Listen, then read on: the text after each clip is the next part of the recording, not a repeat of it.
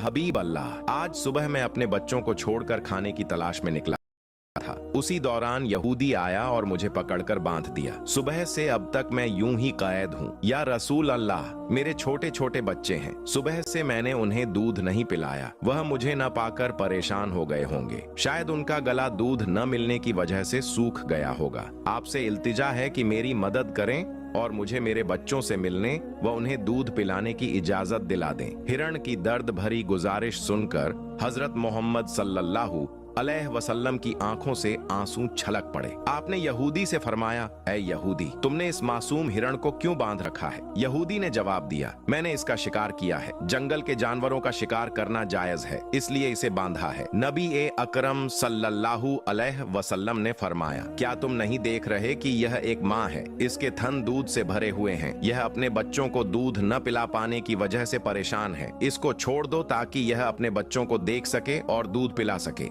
यहूदी बोला, मैंने इसे बड़ी मेहनत से पकड़ा है, अब तुम्हारी बात मानकर क्यों छोड़ दूं? आपने नरमी से फरमाया, इस माँ हिरण को एक बार अपने बच्चों के पास जाने दो, यह उन्हें दूध पिलाकर वापस आ जाएगी। यहूदी ने तंज से कहा, बांधा हुआ जानवर आज तक वापस आया है, अगर इसे छोड़ दूं तो यह कभी नहीं लौटेगा। जब यहूदी किसी तरह मानने को तैयार नहीं हुआ तो आपने फरमाया, ऐ यहूदी, इस हिरण को आजाद कर दो और इसके बदले मुझे बांध लो। अगर यह वापस न लौटे तो तुम मुझे उम्र भर कैद में रख सकते हो। यहूदी बोला, ठीक है, अगर यह वापस ना आया तो मैं तुम्हें उम्र भर कैद कर लूंगा। आखिरकार यहूदी ने हिरण को छोड़ दिया और नबी ए पाक सल्लल्लाहु अलैहि वसल्लम को बांध दिया। हिरण आजाद होते ही जंगल की तरफ भाग गया। यहूदी सोचने लगा, यह हिरण कभी नहीं लौटेगा, अब यह आदमी हमेशा मेरी कैद में रहेगा। उधर हिरण तेजी से अपने बच्चों के पास पहुंचा। बच्चों ने रोते हुए पूछा, अम्मा, आप सुबह से कहाँ थीं? हमारा गला सूख गया है। माँ हिरण ने कहा, एक यहूदी ने मुझे पकड़ लिया था, फिर अल्लाह के नबी सल्लल्लाहु अलैहि वसल्लम आए, मैंने उनसे तुम्हारी हालत बताई, उन्होंने मेरी मदद के लिए खुद को गिरवी रख दिया। अब मुझे वापस लौटना है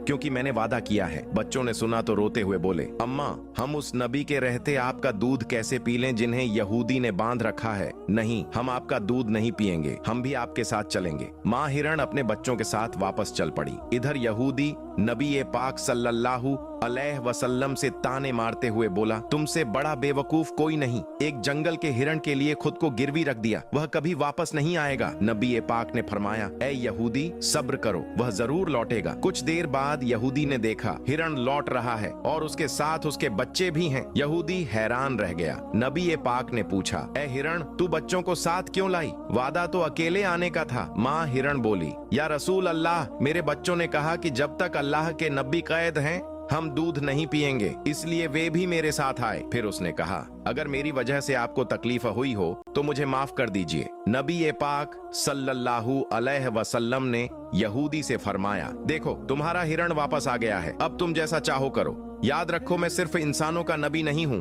बल्कि जानवरों, परिंदों और सारी कायनात का नबी हूँ। जब आप जाने लगे तो यहूदी दौड़कर बोला, या रसूल अल्लाह, मैं गवाही देता हूँ कि आप अल्लाह के सच्चे नबी हैं, मुझे कलमा पढ़ाकर मुसलमान बना दीजिए। फिर उसने हिरण को छोड़ दिया और नबी ए पाक के हाथों पर कलमा पढ़कर मुसलमान हो गया।